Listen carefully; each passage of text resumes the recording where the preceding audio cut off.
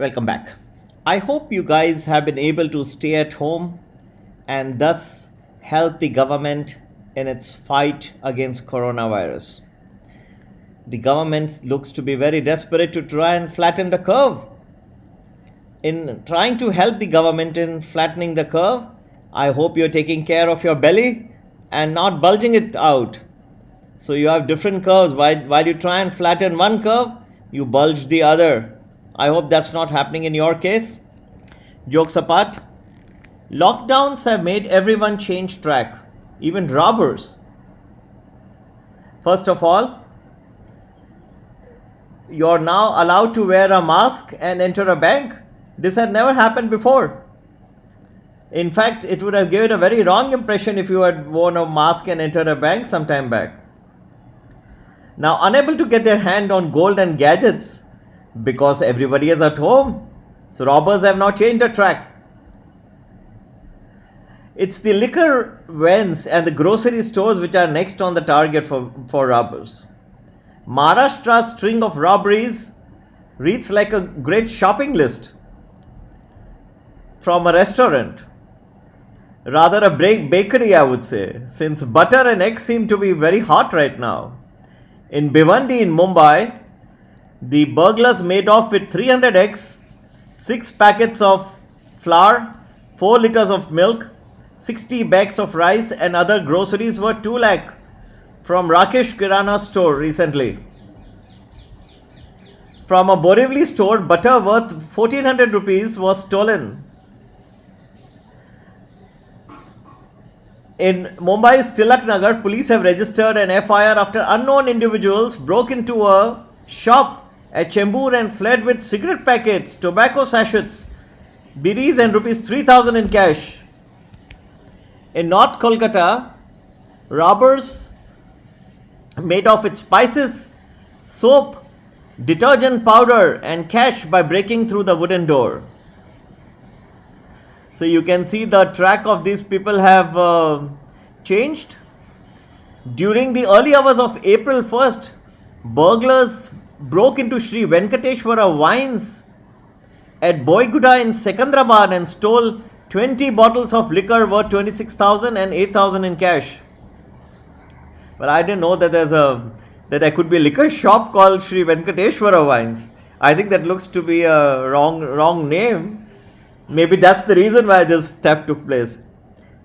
Jokes apart, things are very serious and the governments across the world are trying to put lockdown conditions, hoping to flatten the curve as just described. In fact, even to pitch in to stay at home, you find many of the film stars, Bollywood personalities, cricket stars. The famous cricket stars are there, clicking movies, videos on Zoom with their wives about what they are doing at home, playing carom, antakshari, and how they're cooking food. And I hope that these famous cricketers, whom the Indian population has been so generous in bringing up, will also be sharing some of their wisdom as to how the general population should be able to tackle the coronavirus. So I hope that there will be some words of wisdom, especially of motivation coming in from these famed cricketers whom we have raised to the highest levels over the last many years. So far, nothing over the last, I would say 40 days.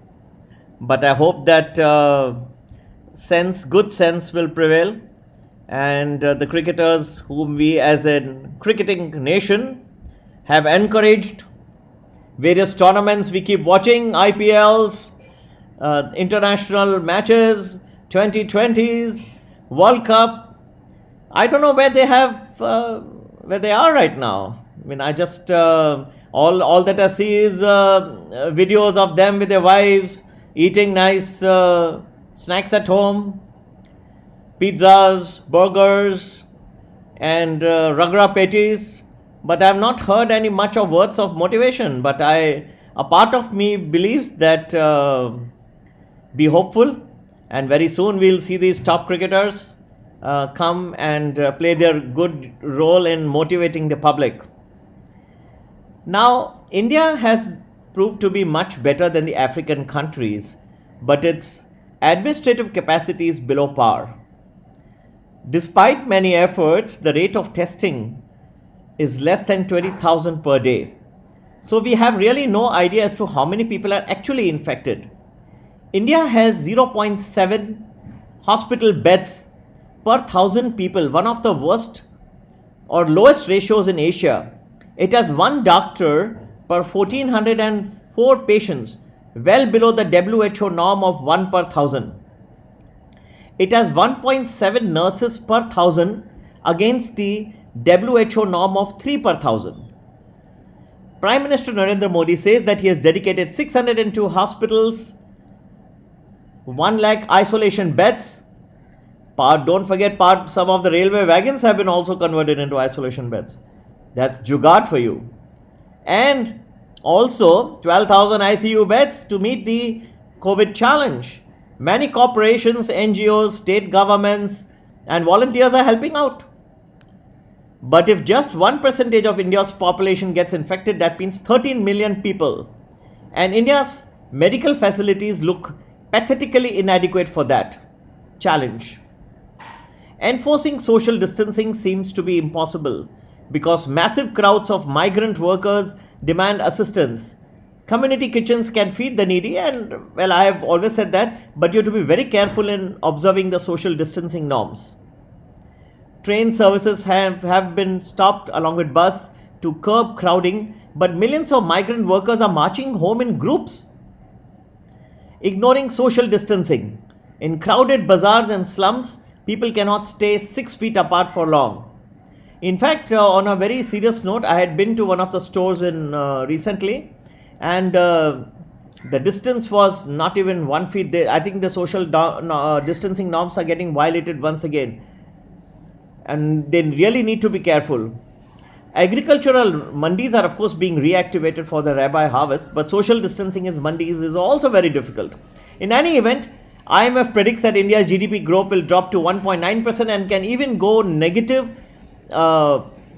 at a certain point of time if the economy fails to revive or if a second wave of this coronavirus happens. Now, the genesis of this whole problem seems to be the Imperial College London study, which projected an explosive virus spread that would kill millions unless tackled on a war footing. The world has experienced many pandemics before. The SARS, the MERS, 2018 flu epidemic that died out without requiring economic shutdowns. The flu of 2017-18 in particular caused 80,000 deaths in the United States, but there was no shutdown. So this Imperial College London's projection caused panic and shutdowns the world over. The governments didn't want to be accused of killing its own people.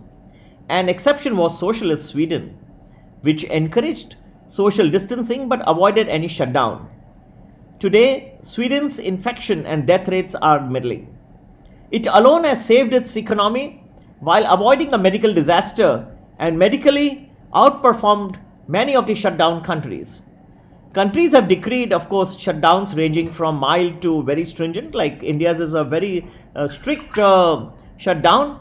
And these are, of course, causing the greatest economic collapse since the Great Depression. It's even worse than the Great Recession of 2008.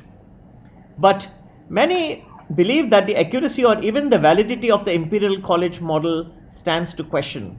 A shutdown does flatten the curve of infection, but it does not guarantee fewer deaths.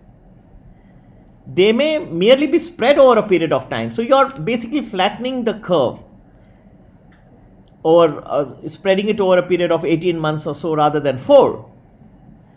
In fact, there is also a school of thought that many who die are infirm people who would have died anyway in the next 2 years. It has just hastened the death of certain categories of people, high risk people from suffering from diabetes, hypertension and heart ailments, who are on the higher end of the curve as far as these diseases was concerned.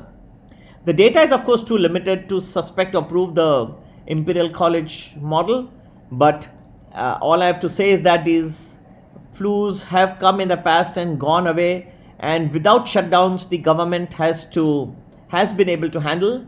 As the English phrase goes, damned if you do, damned if you don't.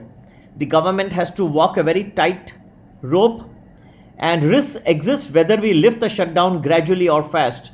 Rapid easing will in fact check the economic disaster gradually, but it may worsen the deaths, though that is uncertain. So be careful in increasing the size of the lockdowns, because the economic disaster can be worse than the medical disaster that may follow. Take care.